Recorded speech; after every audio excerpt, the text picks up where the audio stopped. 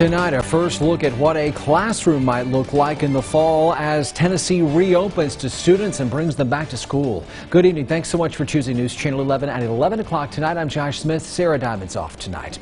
Over the past couple of weeks, the Tennessee Department of Education's been issuing daily school reopening toolkits. That's very detailed guidance intended to help school systems in Tennessee navigate the challenges of reopening after months of canceled classes and during an ongoing pandemic. Guidance has ranged from nutrition and transportation to counseling and staffing.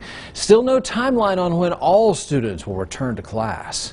BIANCA got reaction to the new videos, which show just how challenging it's going to be to bring 25 to 30 students into one room while still social distancing.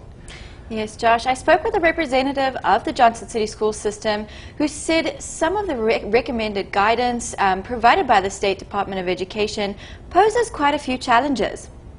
It's a social event to go to school, and maintaining 6 feet of distance between students, it's something to think about. It's a challenge. Roger Walk, supervisor of instruction for Johnson City Schools, says the school system is taking advantage of every recommendation they get. Videos released by the Tennessee Department of Education show teachers how the classroom could look in the fall.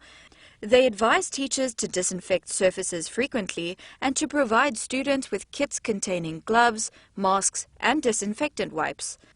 The videos recommend students to avoid using community supplies and minimize use of high-touch areas.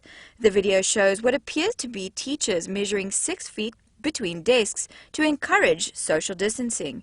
Also recommended clear dividers between students. Johnson City school leaders are now asking teachers for input. Those are the folks that spend their day in classrooms, so they have a great deal to offer us in terms of ideas for how we do this as we get closer to the first day of school. Parents also given an option to weigh in through an online survey. Beth Simpson has 2 kids in Johnson City schools. If there is a possibility of a hybrid where kids could be sometimes online and sometimes in person, I think that might be advantageous so that nobody felt completely isolated. But what about the students who would have to face these guidelines head-on in the fall? Eli Simpson is going to be a junior at Science Hill High School. If they tell us that we have to wear a mask, I'd rather be at school wearing a mask than not be at school at all. So.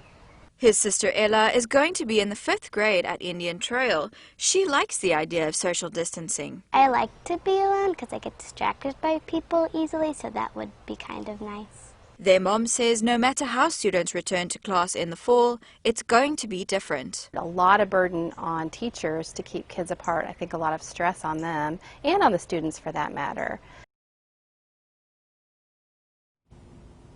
Local school leaders and the State Department of Education say the COVID-19 pandemic is an ever-evolving situation and these guidelines are not set in stone yet.